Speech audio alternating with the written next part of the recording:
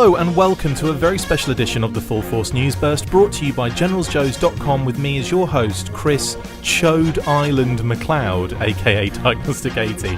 On this instalment of yet another interesting kind of burst, I'm joined by Justin Movie Correspondent, but also for Hasbro related news, Belle, to discuss the story that Hasbro might actually be moving from their Pawtucket headquarters.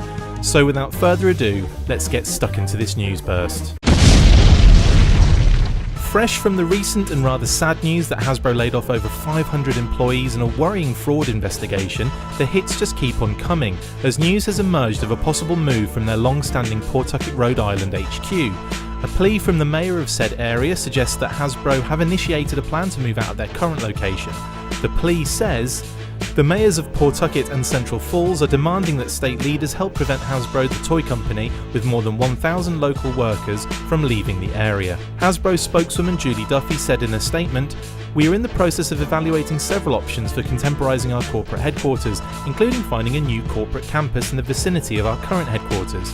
Duffy continued to say the company was committed to delivering a fully updated, connected and flexible workspace for all of our employees and want to find the right solution that will ultimately create the best corporate headquarters for Hasbro into the future.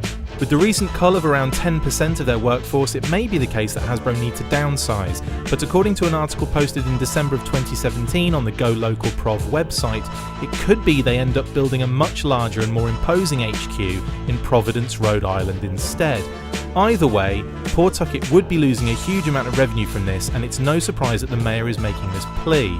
Justin, what are your thoughts first off about the move in the first place? It's weird. I mean, nostalgic as G.I. Joe is to me, I mean, you see that word on the packaging. I think every single package, had Hasbro's address as Pawtucket, Rhode Island, and I probably never would have ever heard of Pawtucket without it being plastered all over, G.I. Joe and Transformers toys and everything as a kid. And it's you don't realize that Hasbro is kind of that town. Like if you ever go to Pawtucket, there's not much there besides Hasbro and the stuff surrounding it kind of supporting Hasbro. So yeah, it does feel like a little bit of a punch in the gut and a little bit of a shame for them to be pulling out of what's obviously I wouldn't say it's a struggling town, or city, or if Pawtucket is considered a city, but there certainly isn't a whole lot going on there. It will definitely hurt it, won't it? Revenue wise. Yeah, I think. Oh, it will. Yeah, I mean, it might be overblown. I mean, they're moving to, by all accounts, it looks like they're moving to Providence, probably. I mean, the corporate offices are in Providence now. I think pretty much whatever's in Pawtucket is kind of design folks and some of the, limited manufacturing that they do Not in the much US. else, actually, probably now. Right. So, I mean, the bulk of their corporate operations is already in a big building in Providence. Anybody who went to HasCon kind of saw the big building right across the street. So there's not much there at the moment anyway, and it's 20 minutes away. So I don't think anybody who lives on Pawtucket is going to necessarily quit their job because the office moves 20 minutes away.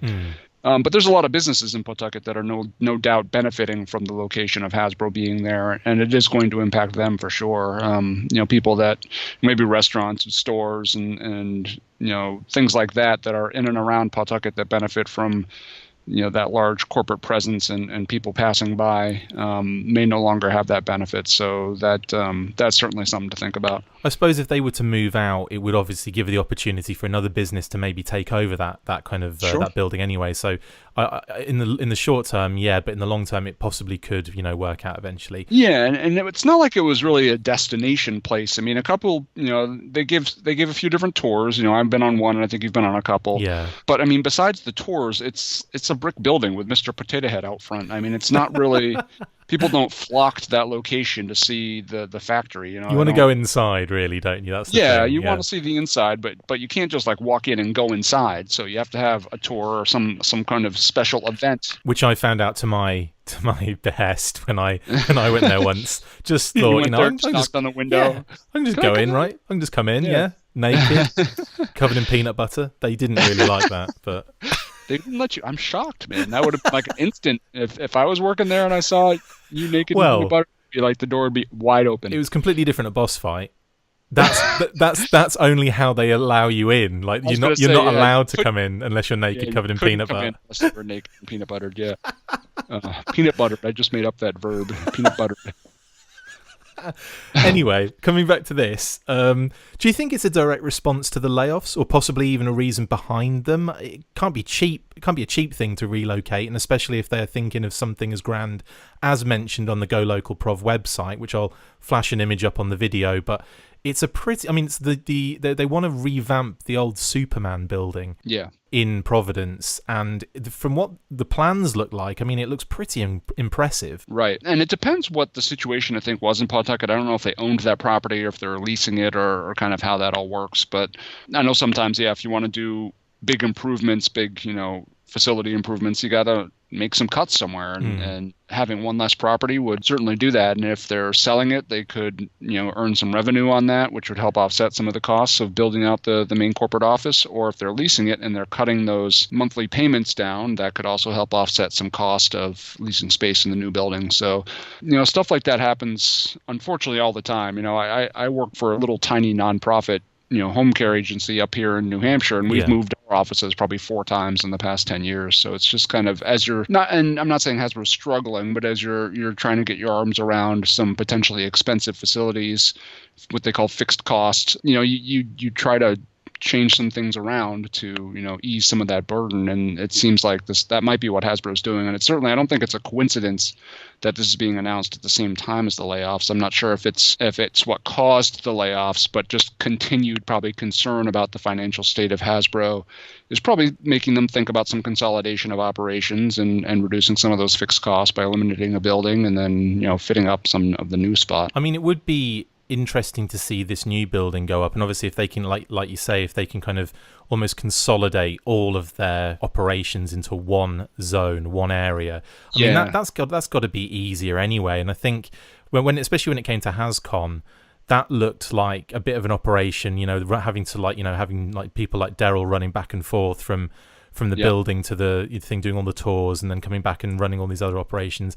I could understand that, in the long term, again, it would be better to have everyone in the same place. Yeah. And it kind of makes you wonder, what their philosophy is around the design folks. Because, I mean, there's no question that, a lot of the recent layoffs have kind of focused on the people who do their actual design work. Yeah. And that's primarily what the Pawtucket office, contained, was those types of people. Now, we've had a bunch more layoffs. Now that segment is closing. It really makes you wonder, well, geez, what is going on from a design perspective? How much is Hasbro really truly going to be outsourcing this, and how many people are actually left on staff to do that kind of work? Well, it's sad because obviously, as you mentioned, we've both done the tour, and it's a lovely feeling to go around and do that, and see, and especially Kate and I were very fortunate in that we got to do it with the Legends. So they went on, they did the tour, and a lot of them hadn't been there for a long time. So it was nice. It was really nice for them to kind of, see it again and recount stories and stuff like that. It was great.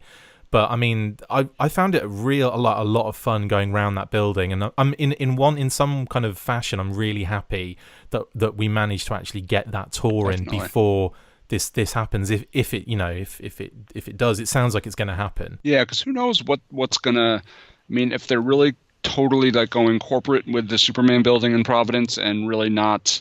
I mean, are they going to have a space that's available for? Are you going to be able to walk around and do tours and kind of see, how the sausage is made, or is it all just going to be, cubicles and offices and corporate stuff going on? So it's, I mean, who knows what might happen? I don't think they make sausages, mate.